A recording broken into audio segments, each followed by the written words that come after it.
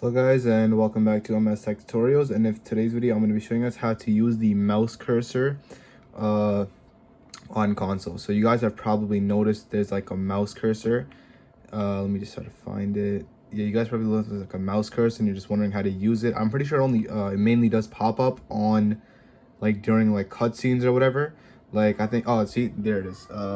Basically, in order to use that, and obviously I'm on console right now, I'm on PlayStation. If you want to use that, all you have to do is you have to like use like the deep I forgot what this is called, the touchpad. I mean, not touchpad, I forgot what this is called, but like this part of the PlayStation, this part of the controller, you have to use it as like a touchpad basically, and that's how you can move it. You don't have to hold it, you have to just like slightly like, you know, just scroll your finger across it, I guess. Basically it's like a touchpad of like a computer. That's how you use it. I forgot what this is called on the controller though. I think the D-pad, or I forgot, but yeah. Or I think it's called mouse pad on PC and touchpad on controller, yeah. So you just use it like a mouse pad, or not a mouse pad, but touchpad, yeah.